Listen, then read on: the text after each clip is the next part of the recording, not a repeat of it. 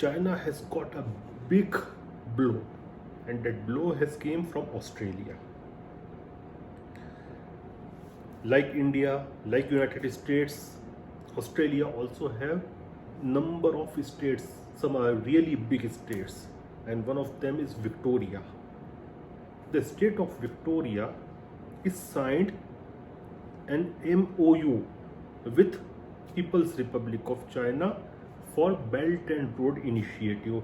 That is, it became a part of the Chinese Belt and Road Initiative.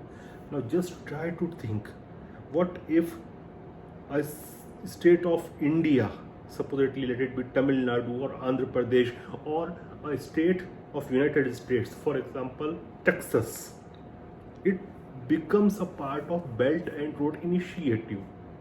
Though the country is not the part of Belt and Road Initiative, and the country is actually competing with China on geopolitical scale. So what will happen?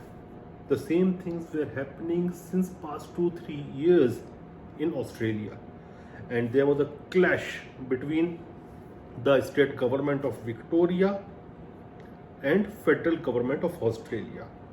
And past December, the Parliament of Australia gave power to the federal government that they can break the MOUs signed between universities or between state governments and foreign powers.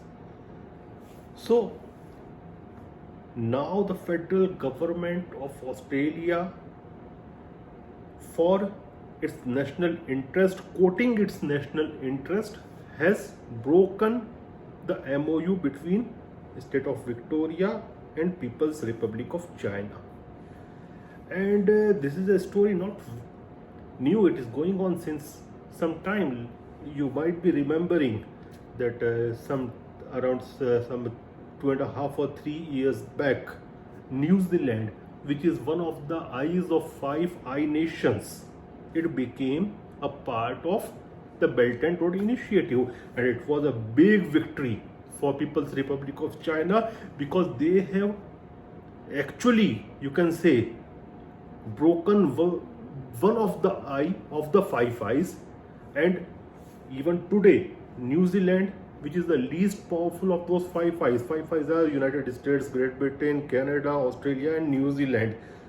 Even today, New Zealand is the part of the Five Eye grouping. But China was looking to paint a picture on a broader canvas. So it was also putting an eye on Australia. And since Australia is very much dependent on exports to China, roughly 1/3 of Australians' exports, they go to China, and almost 80% of its iron ore is being consumed by China. And there are huge investment of Chinese companies there in Australia.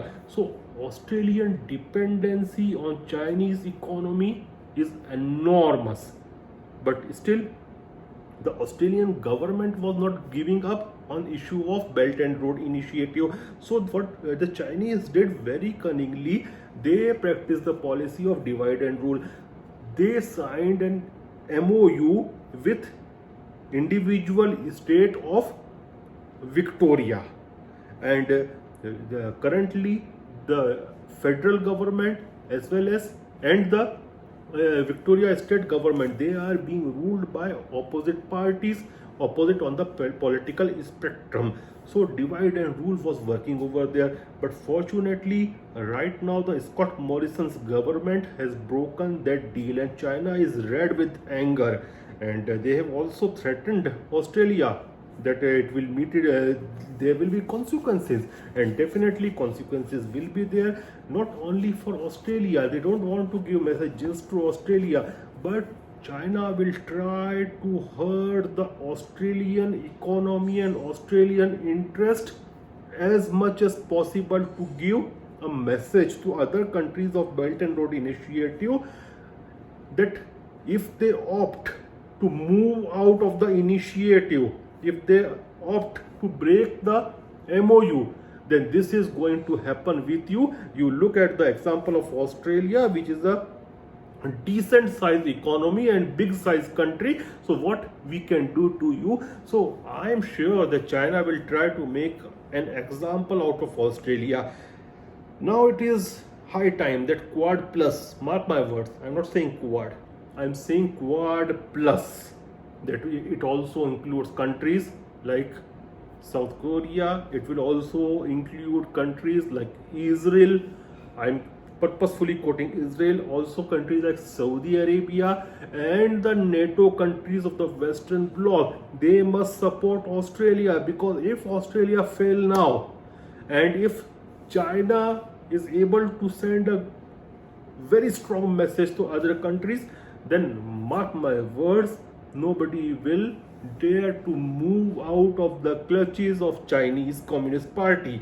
So right now, the Western world, the Quad Plus, and the democracies must come out and help Australia, not just for the sake of Australia, but for the sake of freedom of oceans, freedom of navigation, freedom of speech, freedom of thought process, freedom of democracy.